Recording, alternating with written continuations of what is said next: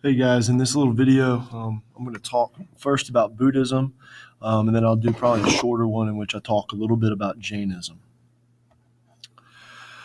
All right, so as we go through, I want you guys to take notes, write down anything you think is important. I want you to know the basic themes and beliefs of Buddhism, when it started, and how and why it spread. Okay, so the founder of Buddhism is a guy named Siddhartha Gautama. All right, he was born in the northern part of India. Today, it actually would be modern day Nepal. He was born up in the Himalayan mountains. We think he might have been born around the year 563 BCE. All right, and when he was born into the warrior class. Right, his father was a very, very rich ruling prince in their little village. And it's believed that Siddhartha Gautama was to be next in line to be the prince or the ruler of this little village. Because of the high expectations for what Siddhartha was to do, he was very much protected, almost even spoiled as a child.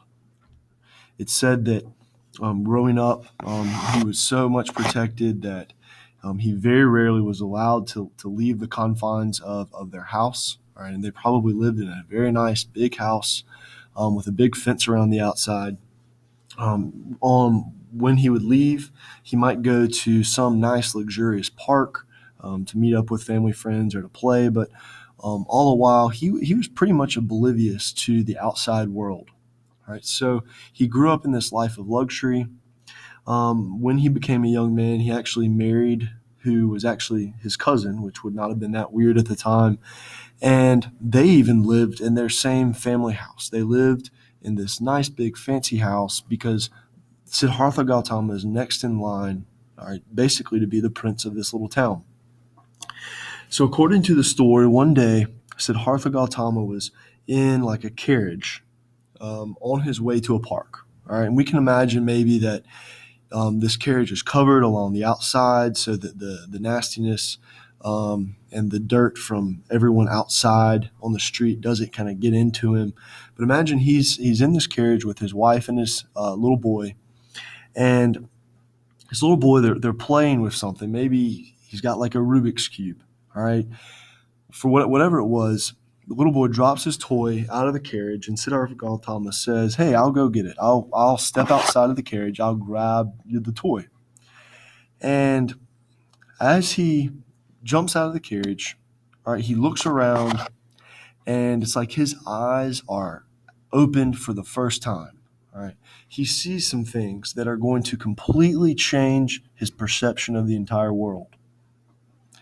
Right, you got to remember, up until this time, he has been overprotected. He's a rich kid who's been spoiled, kind of like Richie Rich over here in the bottom corner. His interaction with normal people just is non-existent. So when he jumps out of the carriage, he picks up the toy and he looks up and he immediately sees an old man. Right? He knew that people got old, but as they're a rich family, he hasn't really seen the some of the crippling diseases and ailments that come with being old.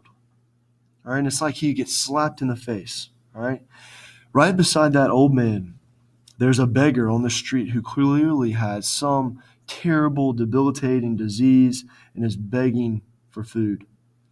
And then a little bit further up the road, there is actually another guy who had been begging, and he has died, and his body is just laying there in the street. All right, so Siddhartha Gautama sees all of these things, and it's literally like his eyes are open to the way that the world truly is for the first time. He didn't know that people needed things. He didn't know that people suffered from terrible illnesses. You got to remember, he's spoiled. He's never had to live any of this. All right, and it said he gets back in the carriage, and while he's getting back in the carriage, he actually also sees a monk walking down the street. And he asks the carriage driver, who is that man? And the carriage driver tells him, oh, that's a monk. He's a guy who has chosen to give up all of the material wealth of life. All right, he is living aesthetically for the purpose of reaching enlightenment and living a holy life. All right, so right there, Siddhartha all these things he's seen are going to weigh on his mind for the next few weeks. And he just can't get over the fact that life is not as good for everyone as it had been for him. He just never really realized that. Finally, after wondering for a while, and he's grown to truly admire this monk that he's seen, he decides that he's going to take up an ascetic life, right? Meaning he's going to give up all of his material possessions, he's going to leave his family, and he's going to wander around looking for enlightenment, right, by himself. So he leaves his life of luxury. You can imagine his wife's not happy about it, especially his parents. His dad is really not happy about it because he's supposed to be the next king or the prince. And he leaves, he wanders for 6 years. During that 6 years, he studies other gurus. All right, he speaks with people who have other religious beliefs. During this time, he truly learns what it means to be hungry, right? And he feels that he's getting an understanding of the suffering in the world. And by the end of these 6 years, he finally stops in a forest close to the southern part of Pataliputra, which was the capital city of India at this time. And he's in a little forest, and he takes a seat under a bo, or also known as a Bodhi tree. Supposedly, he's going to meditate sitting completely still for 49 days straight, all right, where he will just sit there and he meditates. He's trying to figure out the causes of all suffering in the world. And after 49 days of sitting completely still and meditating, he finally achieves a complete understanding. He becomes enlightened. All right, and he believes that he has achieved the understanding of all the causes of all the suffering in the world, and he also has discovered how to move beyond this. Okay, so here's Siddhartha Gautama sitting under the Bodhi tree. Okay, what Siddhartha Gautama says is that everyone is striving to reach a state of nirvana. That is the Buddhist.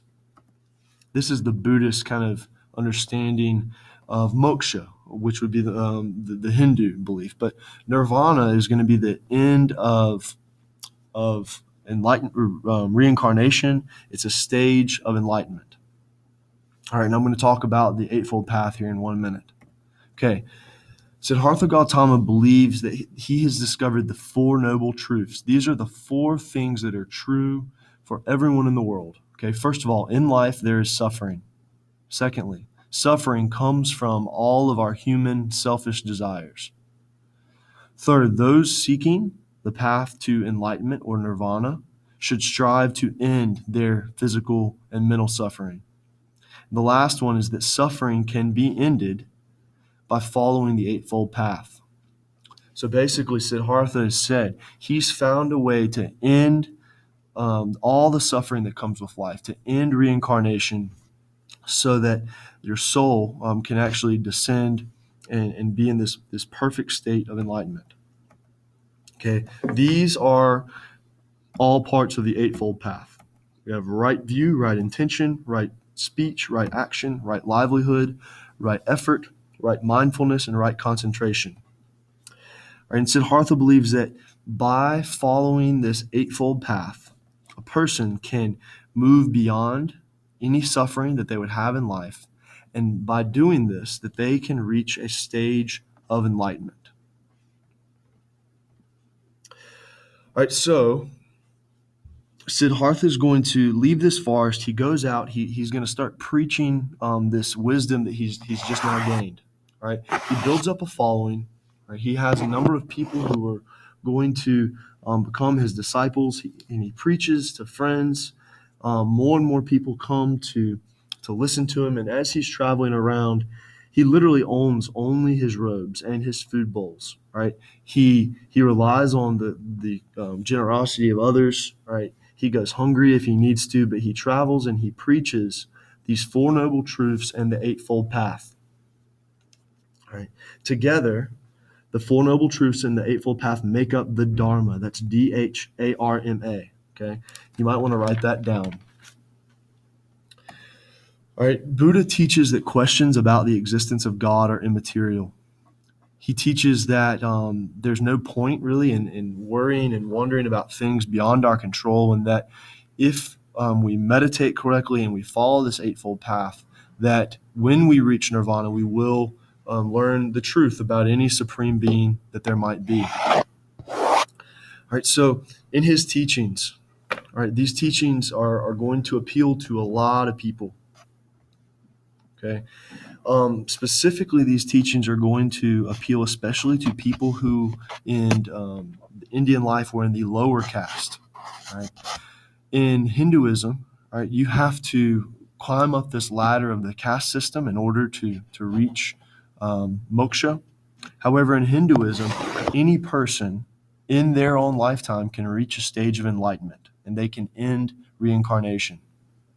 All right, so this appeals to a lot of people because, especially lower class people, because they can actually do something in their own lifetime.